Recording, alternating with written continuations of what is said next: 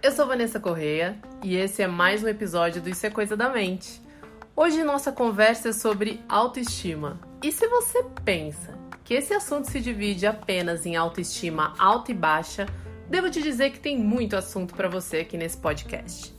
Para começar a aquecer os tambores, eu vou te contar o que é a autoestima.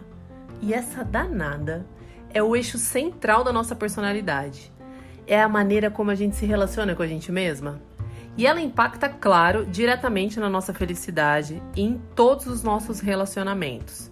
Na nossa vida profissional, na nossa vida pessoal. 15% da população sofre com autoestima baixa. E alguns sinais disso são: você não se considerar capaz, achar que tem pouco valor, não confiar em si e achar que você é uma farsa, que em algum momento alguém vai te descobrir.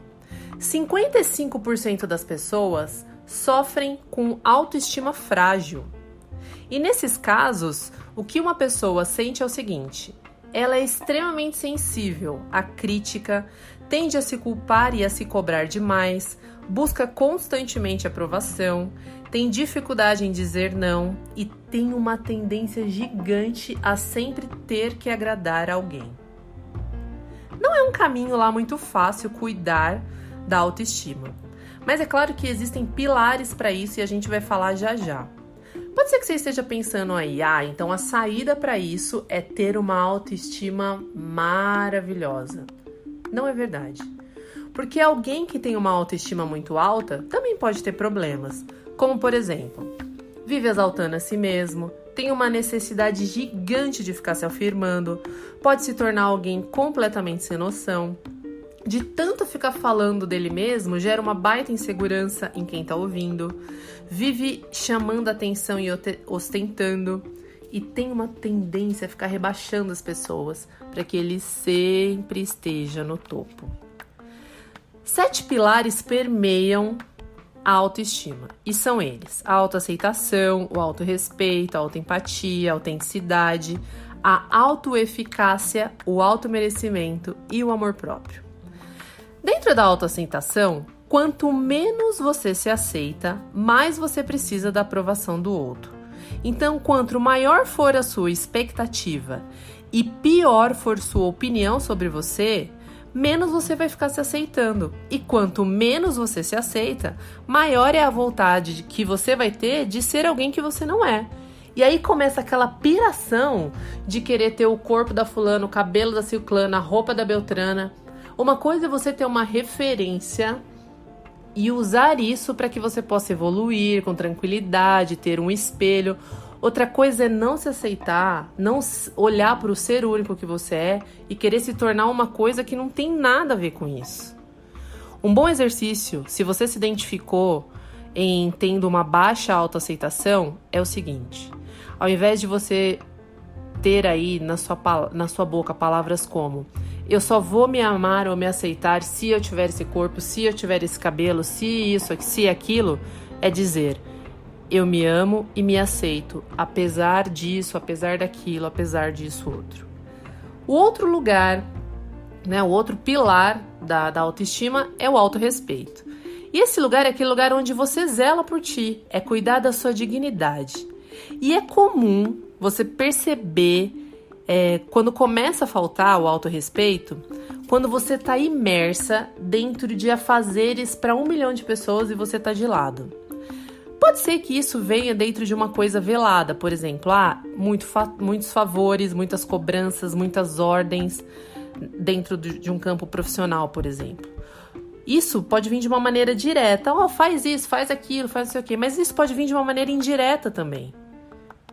Por exemplo, chefes, colegas de trabalho, amigos, relações familiares, falando, por exemplo, eu acho que você poderia fazer aquilo, você não acha que você poderia, sei lá, fazer uma academia, emagrecer. A pessoa percebe que você tá fora do peso, começa, né? Mas, cara, se você tá bem com isso, se deixa, sabe? É claro que vai ter um preço, vai ter um custo, onde sua saúde vai chegar com isso. Mas eu peguei esse exemplo só para ficar claro na sua cabeça como isso funciona. O que acontece é que de tanto somar tantas coisas que você faz por todo mundo e se deixar de lado, se desrespeitando, em algum momento você vai começar a se perguntar: por que eu continuo fazendo isso comigo? E uma pergunta boa move a gente para um lugar muito melhor dentro da gente. Então, ao invés de ficar se perguntando isso, se pergunte o seguinte: por que eu continuo me permitindo isso? E a partir da luz que vier das respostas em você, procure encontrar uma ação para cada sensação, para que você possa encontrar outros lugares aí. Outro pilar do nosso assunto aqui é a autoempatia. E aqui, mais do que explicar, eu vou fazer uma dinâmica com você para te apoiar na percepção do crítico que mora aí na sua cabeça e fica zuretando, às vezes de dia, às vezes de noite, às vezes de madrugada. Então, você perceba que você está na seguinte situação: numa discussão lá com alguém e aí você perde a cabeça e trata alguém mal. Ou então você tá mandando uma mensagem, se confunde e manda pra pessoa errada. Tá lá fazendo uma compra um negócio, chega em casa e vê que você tinha isso. Ou então você tá dando uma palestra e esquece a informação no meio dela. Quanto menos empatia você tem com você, mais você aumenta a sua crítica. E aí eu te pergunto, será que precisa de tanto? Todas as vezes que você se critica, o seu corpo vive toda aquela atmosfera negativa. E ao invés de gerar um apoio produtivo para você sair desse ciclo que não é bom, ele vai jogar você mais para dentro do buraco ainda. Então, observe se isso tem sido positivo para você. O próximo pilar é a autenticidade. E aí é aquela coisa de ser livre para poder viver a sua verdade. É entender, beleza, que existem padrão, existe cultura, existe a expectativa dos outros sobre nós, existe uma cacetada de todas. Mas sacrificar a sua essência em prol do que fulano, beltrano, ciclano e XPTO esperam é um preço muito alto. E se você tem dificuldade com a sua autenticidade, um bom exercício é se apossar dela semanalmente, um dia de cada vez, olhando com carinho para o que você pode ir acolhendo e enchendo o seu próprio potinho, sabe? Eu vou pegar isso aqui que eu não consigo olhar, eu fico toda hora querendo enfiar no padrão e eu vou colocar aqui e acolher com amor dentro de mim. Você pode escrever uma carta para você, respondendo a seguinte pergunta: segundo eu mesma, quem eu sou? O outro pilar é a autoeficácia. E aqui é aquele lugar onde mora aquela força dentro da gente que faz a gente fazer as coisas, que faz a gente enfrentar os problemas. Se você tem clareza disso, que você fala, vixe, sou aquela mulher forte, sou pau pra toda obra, faço mesmo, meto as caras, eu vou. Beleza, não tem problema nenhum aqui. Mas observa os 3 pilares que eu vou te falar a seguir. Geralmente pessoas que têm a autoestima muito alta tendem a dar um passo maior que a perna. E aí, o que acontece? Ela começa a colocar esse pilar em perigo. A outra coisa é, uma pessoa que tem autoestima frágil ou baixa, ainda que ela tenha recursos para fazer as coisas, ainda que as pessoas vivam dizendo para ela, mas caramba, você pode, olha para você, você tem conhecimento para você tem habilidade para fazer, ela não consegue perceber isso nela. E a outra questão é, quando uma pessoa não tem habilidade e ela não tem o recurso. Em geral, isso acontece com uma pessoa de autoestima baixa e pessoas que foram criadas sob muita proteção. Então, ela realmente cresce sem recurso e sem habilidade para fazer, sem encontrar essa força dentro dela, porque passaram a vida inteira fazendo por ela e chega na hora que ela tem que fazer, ela não consegue fazer. Não existe alguém que consiga fazer todas as coisas, que saiba todas as coisas, que não existe isso. Aqui, nesse lugar, o importante é que nós estejamos abertos e focados na nossa capacidade de aprender e de expandir. O 6º pilar é o automerecimento. E esse é um lugar onde as crenças têm um poder muito, muito, muito forte.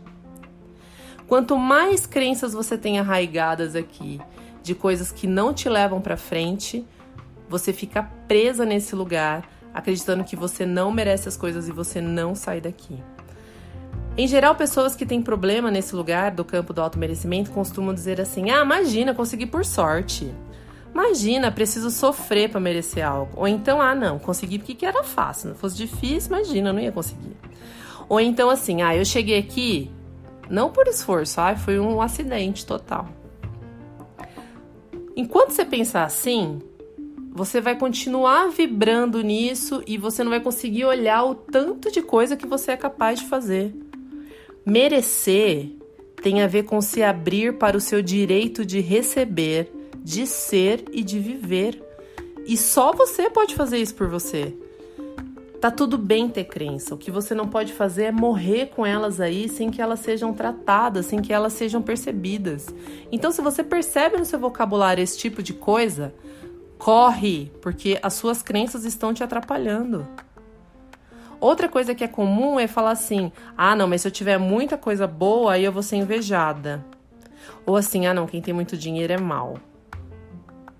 Pelo amor de Deus, olha para o quanto você tem se permitido merecer e se abra para o seu direito de ser e de viver. O último pilar é o amor próprio. E não tem como ele ser extremamente fortalecido quando você olha para todos os demais que eu falei anteriormente. O amor próprio é aquele olhar carinhoso para cada um dos pilares que a gente falou antes. Ele é o eixo da nossa vida. É de onde a gente percebe as coisas, é de onde a gente age, é de onde sai a clareza para a gente entender o alívio de respeitar que cada um tem o seu ponto de vista e que a gente tem a calma para entender que fulano tem o dele, eu tenho o meu e que cada um vai seguir assim. Só você pode decidir viver sem o peso de provar nada e sem o peso de cobrar nada. A maior riqueza que a gente pode ter na vida é se apropriar da gente mesmo. A gente se vê no próximo episódio aqui. Tchau!